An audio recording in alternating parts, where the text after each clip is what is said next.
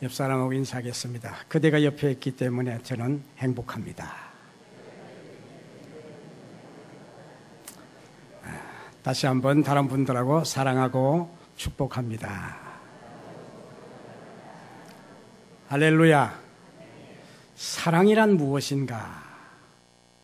여러분, 사랑이란 무엇이죠? 눈물의 씨앗이다. 그렇게 말하는 사람도 있습니다. 유명한 상담 심리학자 에릭 프롬은 그의 저서 사랑의 예술이란 책에서 사랑의 5가지 속성을 얘기했습니다. 사랑은 첫째, 이해요, 용서의 속성이 있다. 사랑한다고 하며 이해 못하는 것은 사랑이 아니고, 사랑한다고 하며 용서하지 못하는 것은 사랑이 아니다고 했습니다. 둘째로, 사랑은 존경이요 섬김이라고 말씀을 했습니다. 사랑하는 사람을 섬기는 일은 너무도 아름다운 일입니다. 세 번째는, 사랑은 받는 것이 아니라 주는 것이다. 따라합시다. 주는 것이다. 주고도 또 더 주고, 더 주고도 더 주고, 더 주고도 다 주고, 다 주고도 안 준 것 같은 것이, 안 준 것 같은 것이 사랑이다. 사랑은 주고 파서 소위 환장을 하는 겁니다. 주고도 안 준 것 같습니다. 자녀를 사랑하는 부모는 자녀들에게 다 주잖아요. 그리고 또 더 줄 게 없는가? 친척에 오면은 다 싸줍니다. 친척에 온 그 딸은 또 집에 있는 거, 친정 집에 있는 거, 걸레까지도 가져갑니다. 다 줍니다. 그래도 또 더 줄 게 없는가? 그게 사랑입니다. 그다음에 사랑은 책임이다. 책임입니다. 남편을 사랑합니까? 끝까지 남편을 책임져요. 아내를 사랑합니까?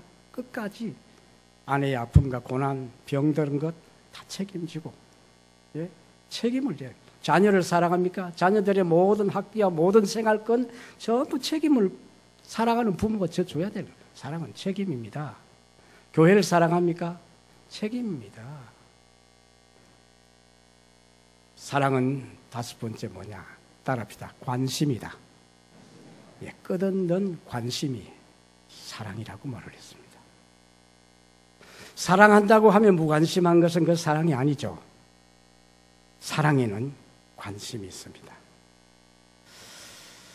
얼마나 사랑하느냐의 분량은 얼마나 관심을 가지느냐에 달려 있습니다. 좋은 아내가 되려면 남편의 관심이 무엇인가를 알아야 됩니다. 좋은 남편이 되려면 아내의 관심이 무엇인가를 알고, 좋은 부모가 되려면 자식들의 관심이 무엇인가를 알고 지도를 하고 가르쳐야 됩니다. 좋은 자녀가 되려면 마찬가지죠. 좋은 성도가 되려면 예수님의 관심이 무엇인가를 알고 예수님의 관심에 집중해서 섬겨야 될 줄로 믿으시기를 주님의 이름으로 축복합니다. 오늘은 본문을 통해서 예수님의 관심에 대해서 함께 잠시 추적을 하도록 하겠습니다. 마가복음은 마가 요한의 기록으로서 베드로와 그리고 바울과 바나바의 제자이기도 합니다. 그들의 설교를 중심해서 복음에 대한 얘기를 간략하면서도 아주 잘 기록했어요. 복음서의 첫 번째 서신이라고, 기록된 서신이라고 학자들은 말하고 있습니다. 특별히 설교를 아람어를 헬라어로 번역하면서 예수님은 마가복음에서 중요한 핵심은 뭐냐? 섬기는 종. 따라합시다. 섬기는 종. 섬기는 종으로 오신 예수 그리스도에 대해서 말씀을 하고 있습니다. 그래서 마가복음 10장 45절의 그 핵심 요절이 인자가 온 것은 섬김을 받으려 함이 아니라 도리어 섬기려 하고 자기 목숨을 많은 사람의 대속물로 주려 하심이라. 인자가 온 것은, 예수님 오신 목적도 섬김이었습니다. 그래서 인간 예수, 요한복음은 예수님의 신성을 얘기하지만은 마가복음은 예수님의 인성을 중심으로 섬기러 오신 참 사람이신 예수님에 대한 말씀을 중심으로 말해주고 있습니다. 오늘은 예수님의 관심이 무엇이냐? 우리 본문 5절 말씀을 같이 한번 보시겠습니다. 5절입니다. 시작. 예수께서 그들의 믿음을 보시고 중풍병자에게 이르시되 작은 자야 내 죄 사함을 받았느니라 하시니, 예수께서 그들의 믿음을 보시고 뭘 보셨어요? 믿음을 보셨습니다. 예수님이 제일 먼저 가지신 관심은 믿음이었습니다. 예수께서 그들의 믿음을 보시고, 예수님은 돈 많은 사람을 보는 게 아니고 지식 높은 사람, 스펙이 좋은 사람을 보는 게 아니고 인물 잘난 사람, 인기 있는 사람을 보시는 것이 아니고 저희 믿음을 보십니다. 이 믿음에도 보면은 그들의 믿음을 보시고 그랬어요. 오늘 본문 5절에 그들의 믿음, 구역에서는 저희라고 기록을 하고 있습니다. 제일 먼저 예수님은 믿음을 중요하게 생각하신다는 것을 믿으시길 바랍니다. 할렐루야. 그러면 예배 시간에 부지런히 일주일 동안 일하신 분들은 졸아도 돼요. 존다고 지옥 가는 거 아닙니다. 예수 믿어야 천국 가는 겁니다. 할렐루야. 중요한 것은 믿음입니다. 그래서 예수님께서 내가 말세에 뭘 보겠느냐 그랬죠? 믿음을 보겠느냐. 참된 믿음의 사람을 보겠느냐고. 교회 다니는 사람은 많고 교인들은 많고 세례받은 사람들은 많지만은 진짜 예수를 영접한 믿음을 보겠느냐고 말씀을 하신 것입니다. 여기 저희 믿음이라고 그랬습니다. 저희. 그들의 믿음, 그들 혹은 저희라고 말하는데 이 복수입니다. 학자 알렉산더는 여기에 저희를 4명으로 보았습니다. 메고 온 사람들로만 보았습니다. 그러나 클락이나 벵겔이나 켈빈은 5명으로 해석을 했습니다. 거기 병자까지 포함해서 저희라고 그렇게 해석을 한 것입니다. 저는 둘째를 선택을 합니다. 우리는 믿음이 하나가 되어야 됩니다. 저희가 모였지만은 우리는 저희입니다. 저희가 이제는 믿음에는 하나가 되어져야 됩니다. 할렐루야. 예수 안에서 모두 하나입니다.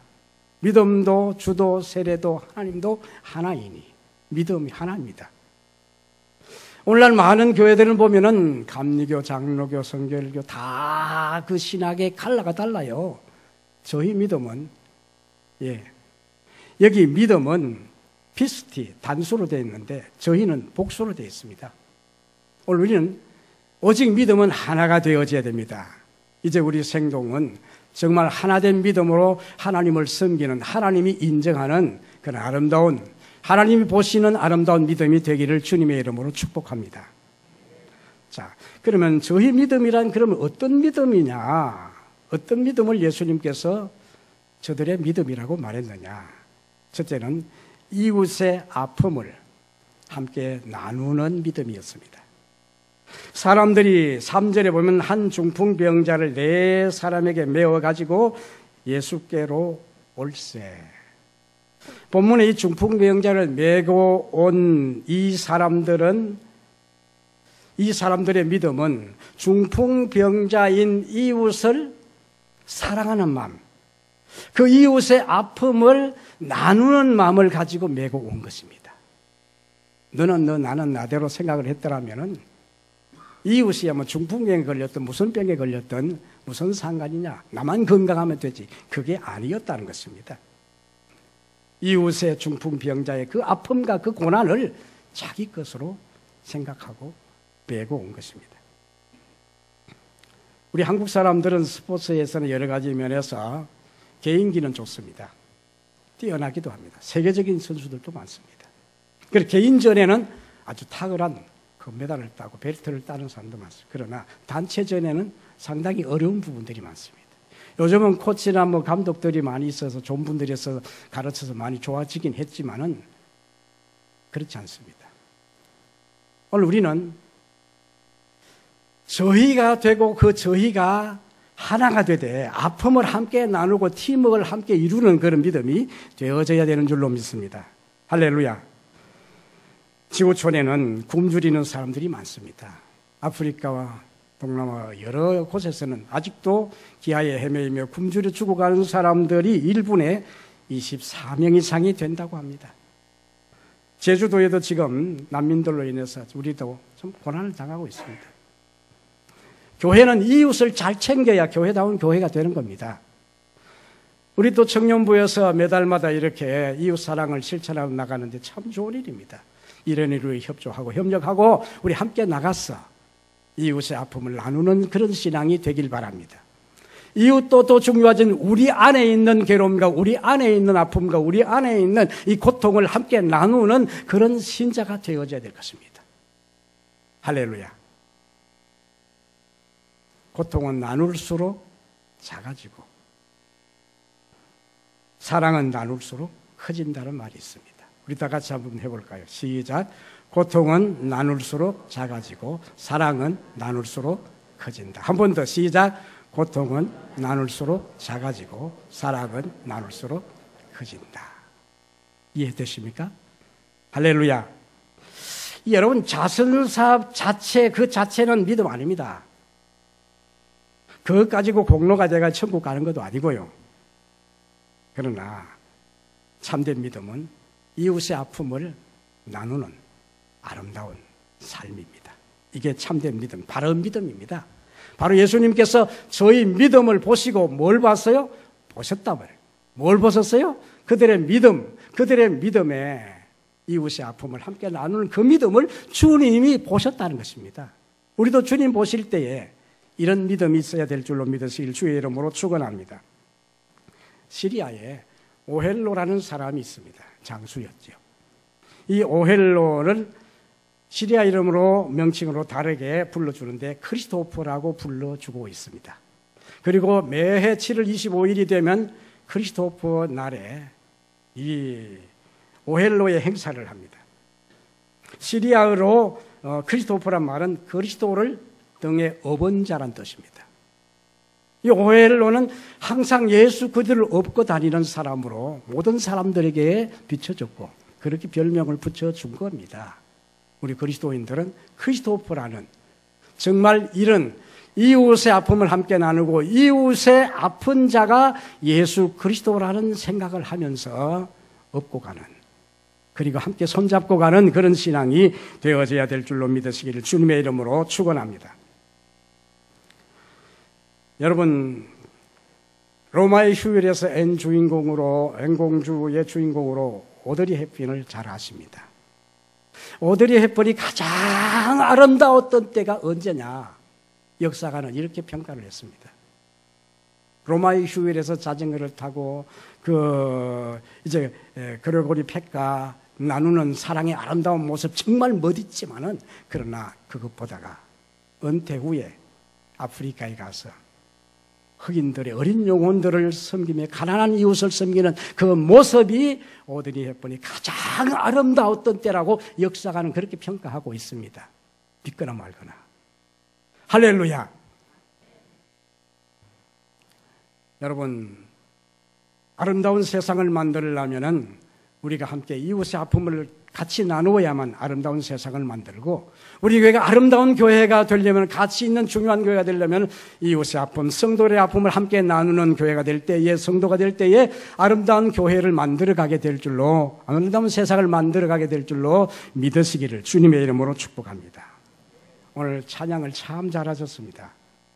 지휘자에 의해서 사부로 잘하셨습니다. 여러분, 아름다운 찬양은 뭡니까? 소프라노와 테너와 그리고 베이스와 내 파트가, 그리고 또 악기들과 해서 함께 코러스를 조화를 잘 이룰 때에 멋있는 찬양이 나옵니다.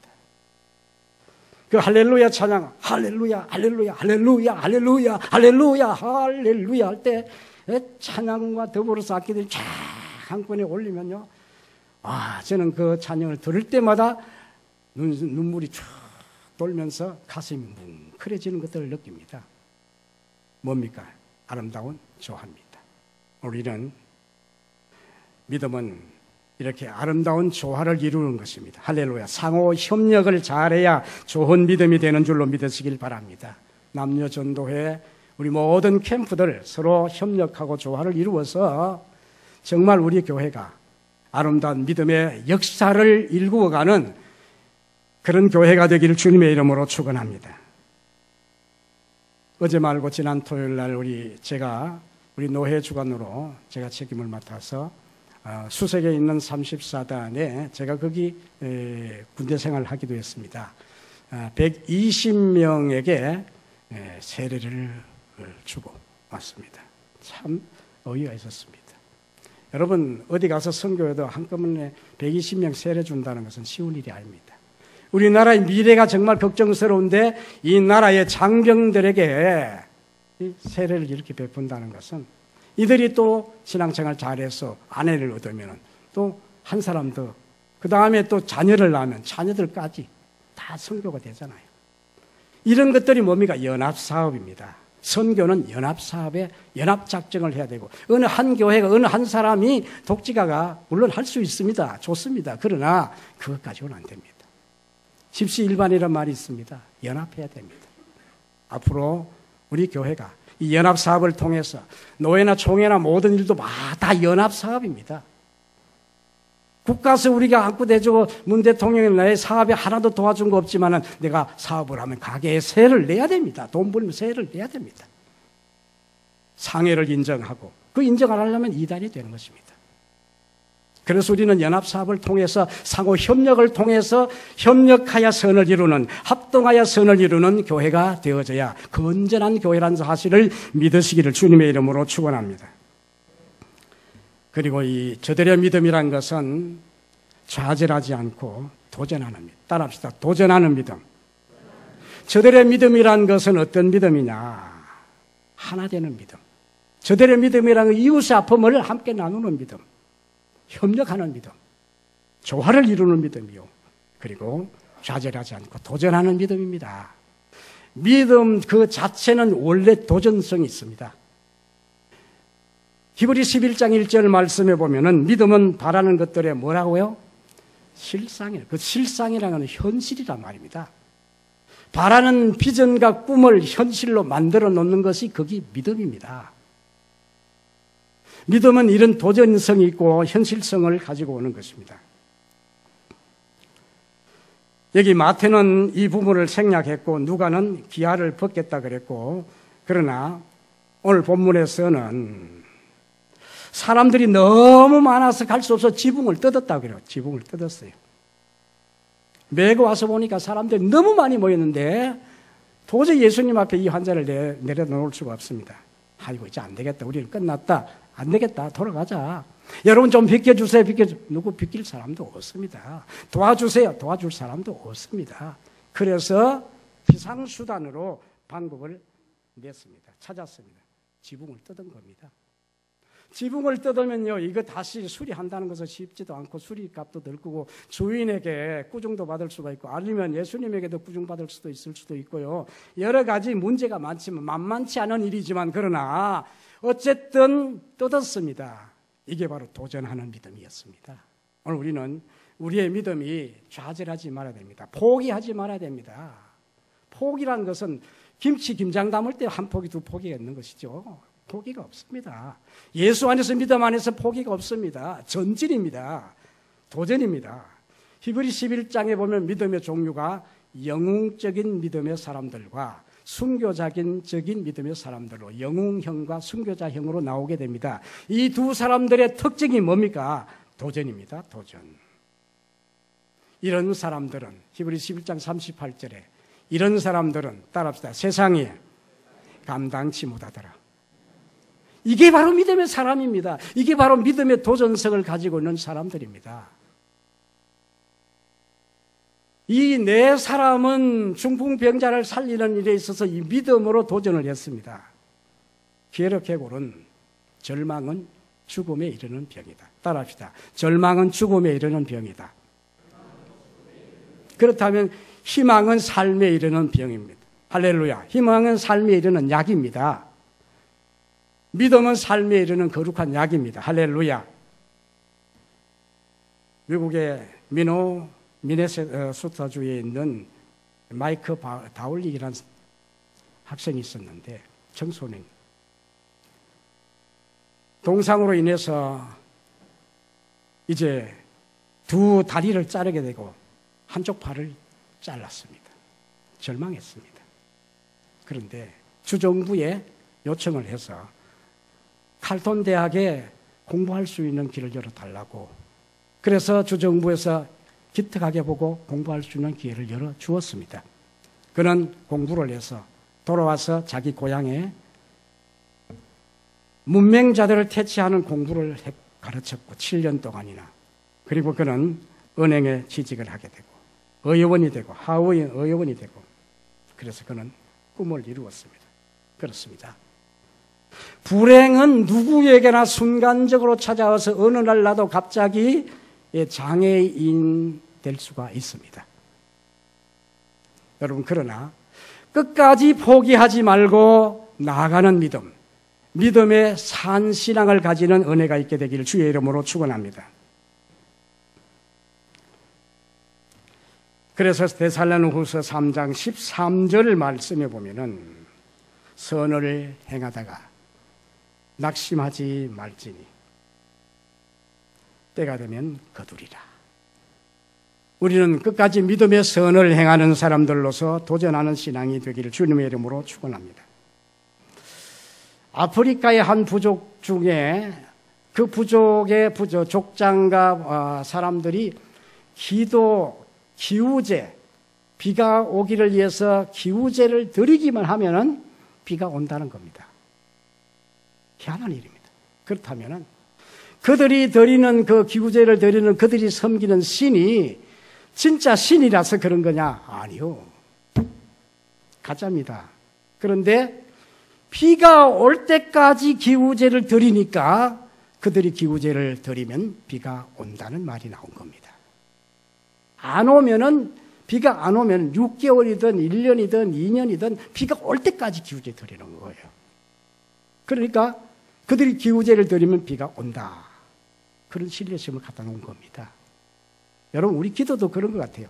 응답 올 때까지 기도하면 응답은 옵니다. 포기하지 마시기 바랍니다.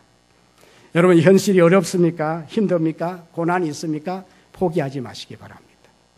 도전하여 일어나시기 바랍니다. 이게 믿음입니다. 주님은 바로 이 믿음을 보셨다는 것을 믿으시길 주님의 이름으로 축원합니다. 주님이 보시는 것은 믿음입니다. 여기에 우리 성도들이 많이 나왔습니다. 주님이 보시는 것은 우리의 모습이 아니라 우리의 믿음입니다. 할렐루야. 그래서 오늘 본문에 저희 믿음을 보시고, 따라합시다. 보시고 뭘요? 믿음을. 자, 예수님의 다음의 관심은 뭐냐? 다음의 관심은 5절을 다시 보겠습니다. 5절입니다. 시작. 예수께서 그들의 믿음을 보시고 중풍병자에게 이르시되 작은 자야 뇌 죄 사함을 받았느니라 하시니. 뇌 죄 사함을 받았느니라. 따라합시다. 죄 사함. 주님의 관심은 다음 단계로 믿음에서 죄 사함으로 넘어갑니다. 그러면 죄 사함은 아무한테나 그냥 죄 사함 주는 겁니까? 아니요. 뭘 보시고? 믿음을 보시고. 믿음이 있는 걸 보고 믿음을 따라서 죄를 사해 준 겁니다. 예수는 그리스도요, 그리스도를 구세주로 믿고 그리스도 앞에 가면 모든 것을 해결할 줄 아는 그 믿음을 보셨고, 그 믿음을 따라서 주님은 죄 사함을 받았다고 말씀했습니다. 여러분, 중풍병자나 4명의 이 사람들은 우선적으로 이 병자가 낫는 것을 우선적으로 생각했겠지만은, 그러나 예수님은 그보다 더 중요한 것이 죄 사함이었습니다. 그보다 더 중요한 것이 본질적인 것은 믿음이었습니다. 여기에 죄 사함 중요합니다. 오늘 우리는 죄를 사함 받은 것이 우리 성도들이 가장 큰 근본적인 본질적인 기쁨입니다. 할렐루야. 여러분, 하나님 앞에 통회하고 기도하고 눈물 흘리면서 죄 회개 운동을 하고 나서 그때 죄 사함을, 내가 죄 사함을 받았다 하는 것을 느낄 때에, 저는 그런 느낌을 가졌을 때에 너무너무 좋았습니다. 너무너무 기뻤습니다. 풀 한 포기를 보아도 그가 내게 웃어주는 것 같고, 흔들리는 바람에 흔들린 나무를 보아도 춤을 추는 것 같고, 새들이 우는 게 아니라, 우리 새가 운다 그러잖아요. 새들이 우는 게 아니라 새들이 노래를 하는 겁니다. 죄악 벗은 우리 영혼은 기뻐 뛰며 주를 보겠네. 할렐루야. 이런 기쁨이 있습니다. 오늘 10절 말씀에 죄 사는 권세가 있다고 주님은 말씀했습니다. 예수님은 17절에 의인을 부르러 온 것이 아니라 죄인을 부르러 왔다고 주님 오신 목적까지도 말씀을 했습니다. 누가복음의 이 대목에 있어서 5장 21절 말씀에 보면은 다 같이 시작.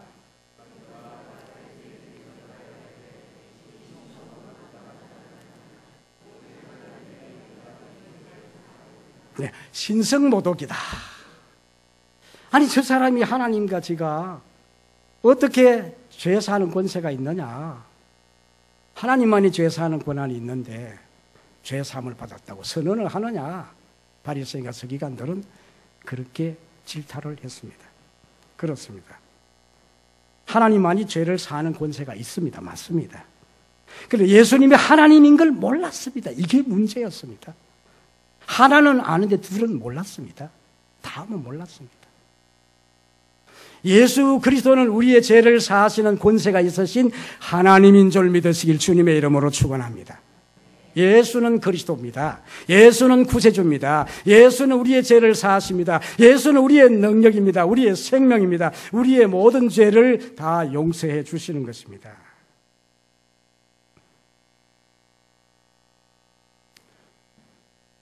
생각엔 예수님께서도 너희들도 생각해보라. 생각에는 이 사람에게 상을 들고 집으로 가란 말과 죄 사함을 받았느란 말 어느 것이 쉽겠느냐. 죄 사함을 받았단 말 굉장히 어려운 얘기입니다. 아픈 사람 나으란 말은 쉬운 얘기입니다. 예수는 얼마든지 쉽게 할 수 있습니다. 그러나 그게 아니었습니다. 지금 이 사람이 상을 들고 집으로 가는 것보다 더 중요한 것이 있습니다. 그게 뭡니까?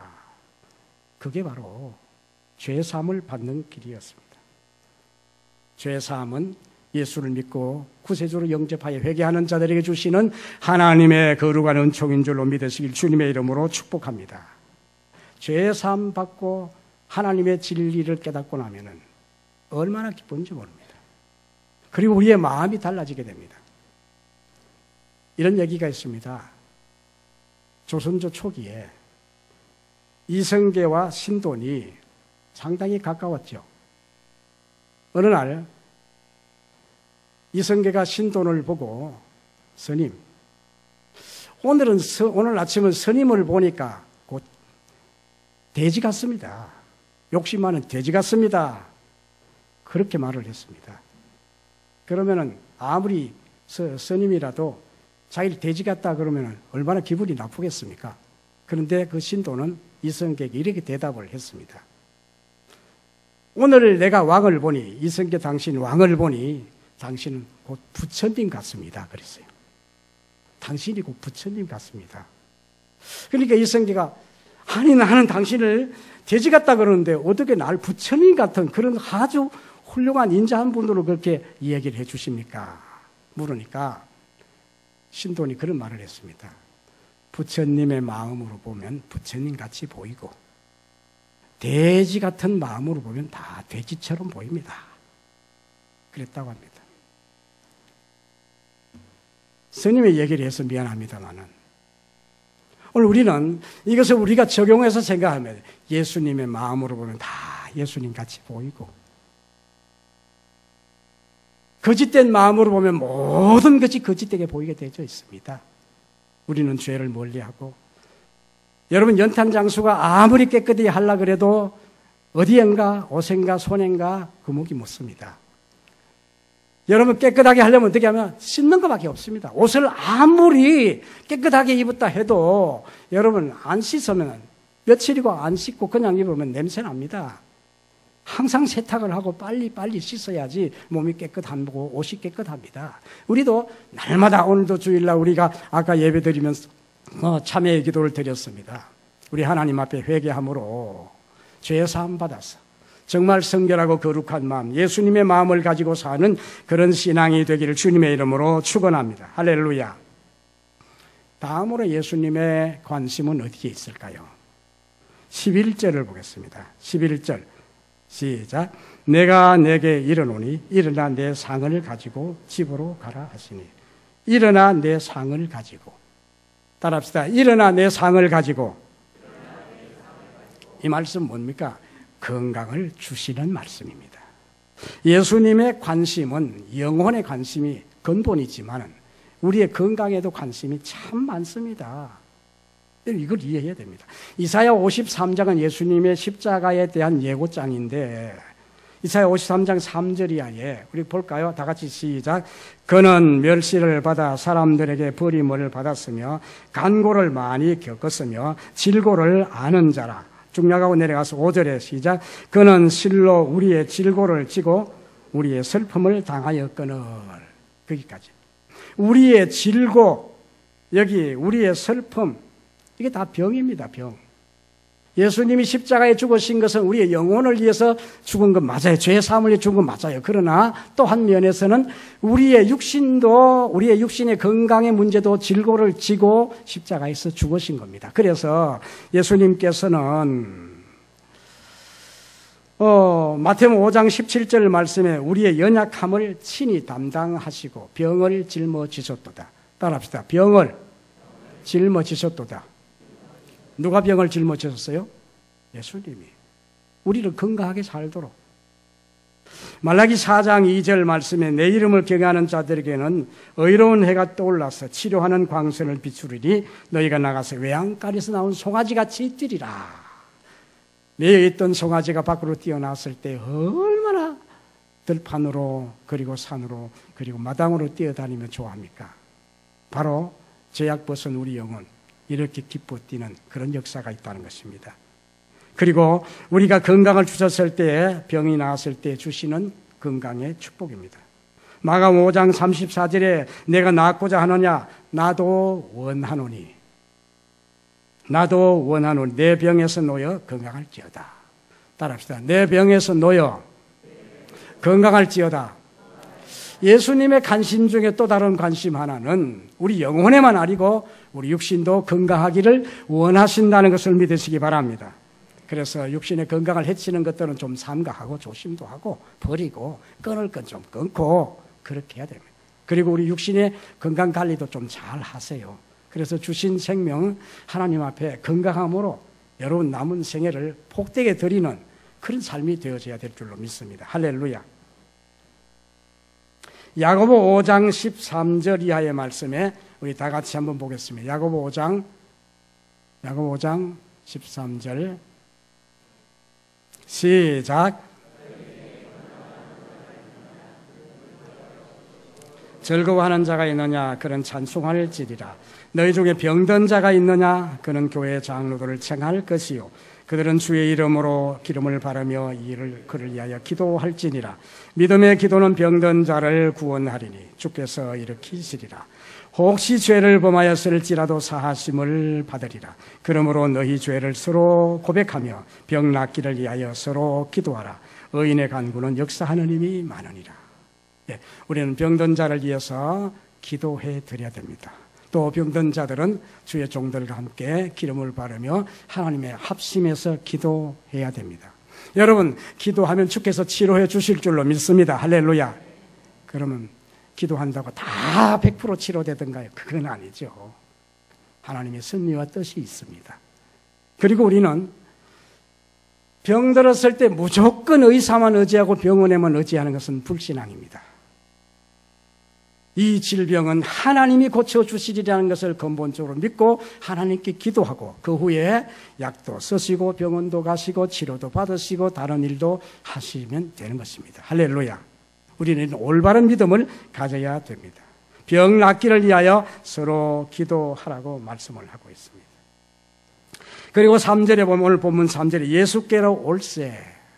왜 이 사람들이 예수님께로 데리고 왔습니까? 병 고쳐줄 줄로 믿었습니다. 아사 왕은 역대하 16장에 병들었을 때에 그가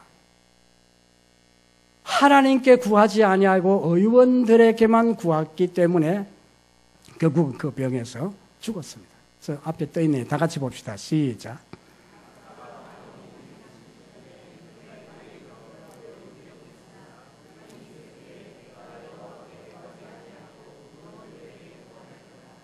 아멘. 자, 그 다음에 예수님의 다음 단계의 관심은 뭘까요? 홈, 패밀리, 집이었습니다. 그래서 예수님께서 건강을 주시면서 상을 들고 어디로 가라 했죠? 산으로 가라? 네, 바닷가로 가라가 아니고 집으로 가라. 따라합시다. 집으로 가라. 네, 집으로란 영화가 있었죠. 네. 집이 아닌 곳에서 기쁨을 찾는 것이 아니라 진정 우리는 가정에서 기쁨을 찾아야 되고, 예수 믿는 성도들의 신앙생활의 제1현장은 교회고, 그리고 제2현장은 집입니다. 가정에 충실해야 됩니다. 참된 신앙은 가정에 충실합니다. 가정에 충실하지 않는 그런 신앙은 온전한 신앙이라고 말할 수가 없습니다. 가족의 건강을 위해서, 가족의 행복을 위해서, 가족의 경제적인, 문화적인 활동을 위해서, 그리고 가정의 평화를 위해서, 온 가족이 예수 믿고 구원받는 축복을 위해서, 여러분, 가정에 우리는 선교사로서의 사명을 잘 감당해야 될 줄로 믿습니다. 할렐루야. 건강한 삶은 건강한 가정에 있습니다. 그래서 집으로 가라. 11절에 집으로 가라고 말씀을 했습니다. 오늘날 가정이 무너지고 있습니다. 한국 교회에도 교회 걱정할 것이 아니라 내 가정이 걱정되고 내 가정을 바로 살리고 바로 세우는 일에 우리 신자들이 앞장서야 됩니다. 가정이 무너지면 교회도 함께 무너지고 나라도 무너지게 되어 있습니다. 예, 하나님이 가정을 창설하셨습니다. 아담과 하와를. 그리고 부부에 대한 사랑을 나누도록 에베소 5장에서 분명히 말씀해 주었습니다. 그러므로 우리 예수 믿는 성도들은 가정에 충실해야 됩니다. 예수님께서 어떤 사람에게는 병을 고쳐주시면서 나를 따르라고 그랬습니다. 나를 따르라고 하신 것은 뭡니까? 제자를 삼거나 일꾼을 삼을 때 하신 말씀이고, 그리고 일반적으로는 집으로 가라 했습니다. 집으로. 다 집으로입니다. 집으로 돌려버렸습니다. 여러분, 그라사인의 지방에 귀신 들렸다가 나왔을 때에 예수님을 따르겠다 했지만 집으로 보냈습니다. 집으로 가라. 그런데 왜 예수님께서 이 중풍병자를 고쳐주시면서 집으로 가라고 했을까요? 이유는 이겁니다. 중풍병자니까 얼마나 가족들에게 힘들게 했겠습니까? 가족들이 도와주지 않으면 일어날 수도 없고 씻을 수도 없고 옷 입을 수도 없고 먹기도 힘들고, 이 사람 그래서 예수님께 오고 싶어도 데려올 사람도 없어서 이웃이 데리고 온 거 아닙니까? 가족들에게 많은 신세를 졌을 것입니다. 그러니 내가 건강을 줄 테니까 그 신세를 갚으라, 은혜를 갚으라고 집으로 보낸 거예요. 오늘날 많은 사람들이 은혜 받고 은혜 망각하면 안 됩니다. 받은 사람들의 은혜에 대해서도 우리는 육신적인 면에서 그 사람의 은혜에 고마울 줄 알고 보답할 줄 아는 사람들이 되어야 됩니다. 스승의 은혜에 보답할 줄도 알아야 되고요. 부모님의 은혜에 보답할 줄도 알아야 되고, 우리는 가정으로 돌려보내신 예수님의 그 섭리를 바로 깨닫고 집으로 가게 되기를 주의 이름으로 축원합니다. 이 사람은 집으로 가면서 어떻게 했습니까? 마지막 결론 내리는 말씀은 하나님께 영광을 돌립니다. 자, 이제 12절 말씀을 같이 보겠습니다. 12절 시작. 그가 일어나 그 상을 가지고 모든 사람 앞에 나가기를 그들이 다 놀라 하나님께 영광을 돌리며 이르되 우리가 이런 일을 도무지 보지 못하였다 하더라. 하나님께 영광을 돌리며 솔리 데오 그로리아. 이 대목에 있어서 누가복음 5장 25절과 26절에서 이렇게 말씀합니다. 같이 봅니다. 시작. 그 사람이 그들 앞에 곧 일어나 그 누웠던 것을 가지고 하나님께 영광을 돌리며 자기 집으로 돌아가니 모든 사람이 놀라 하나님께 영광을 돌리며 심히 두려워하여 이르되 오늘 우리가 놀라운 일을 보았다 하니라. 이 환자가 집으로 돌아가면서 하나님께 영광을 돌리며 돌아갔고, 이 광경을 보던 모든 무리들은 하나님께 영광을 돌렸더라. 최종적으로 하나님께 영광. 우리 켈빈주의 모토가 하나님께 영광입니다. 앞에 오직 하나님께 경배, 오직 하나님께 영광이 쓰여져 있습니다. 여러분, 예수님의 마지막 관심은 하나님께 영광을 돌리는 것입니다. 오늘도 하나님 앞에 영광 돌리는 우리의 생애가 되기를 주님의 이름으로 축원합니다. 기도하겠습니다.